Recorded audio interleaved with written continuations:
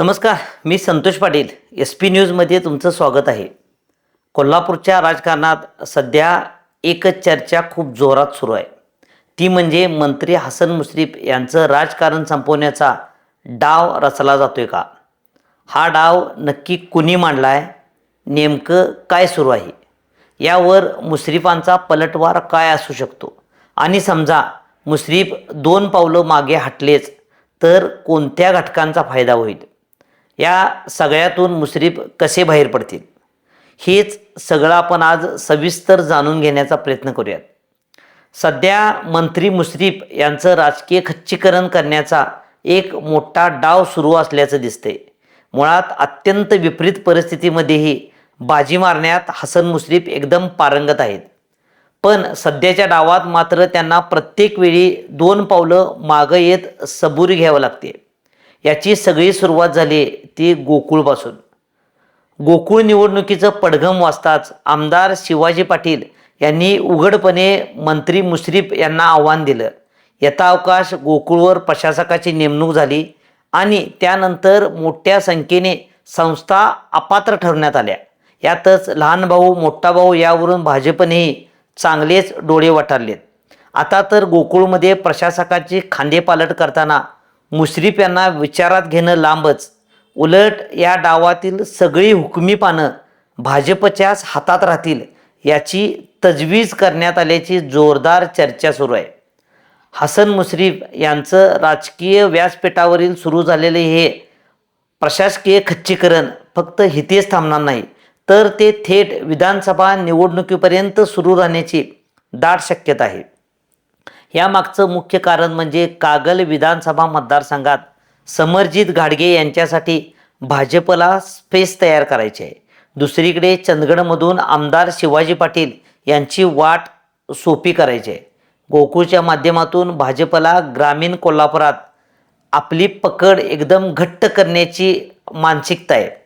आता विचार करा, हसन मुश्रीफ यांची राजकीय ताकद कमी झाली तर याचा फायदा फक्त भाजपलाच होईल का? तर तसा अजिबात नाही. याचा फायदा जितका भाजपला होणार आहे तितका तो शिवसेना शिंदे गटालाही होईल. फायद्याचं हे गणित कसं आहे ते आपण समजून घेऊयात. पहिलं म्हणजे पालकमंत्री प्रकाश आंबेडकर यांच्या विधानसभा मतदारसंघातील स्पर्धाच एका झटक्यात थेट अर्ध्यावर येईल. करवीरमध्ये राष्ट्रवादीची ताकद वाढली आहे. आमदार चंद्रदीप नरके यांना जो संभाव्य अडचण येणार होती ती अडचण दूर होईल आणि लोकसभा निवडणुकीत काँग्रेसला आतून मदतीचा हात मिळणार नाही याची खात्री शिवसेनेला पटेल.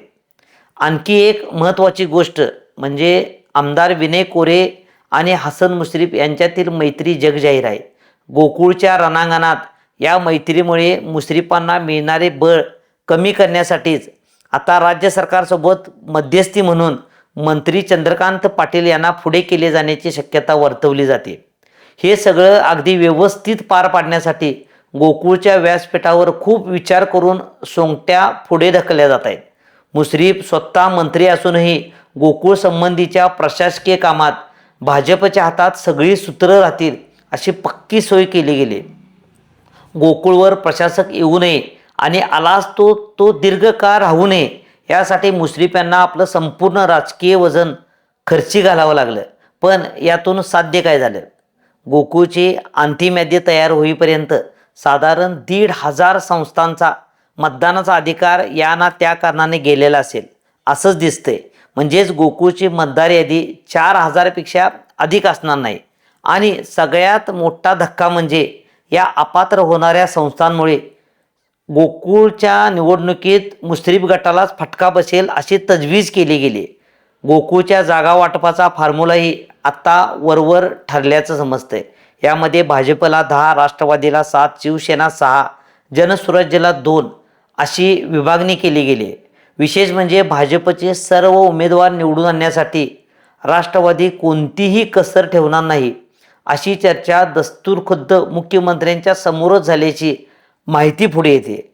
या बैठकीत कोणताही दगाफटका सहन केला जाणार नाही असेही मुख्यमंत्र्यांनी सुनावल्याचं सांगितलं जाते.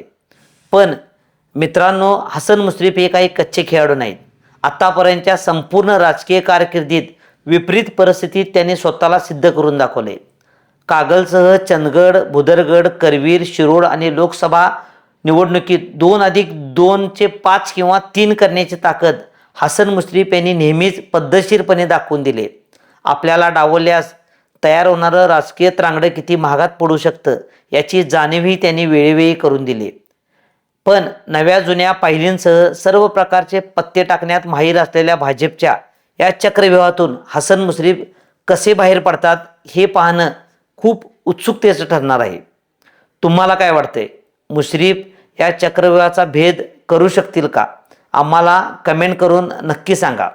पाहत राहा.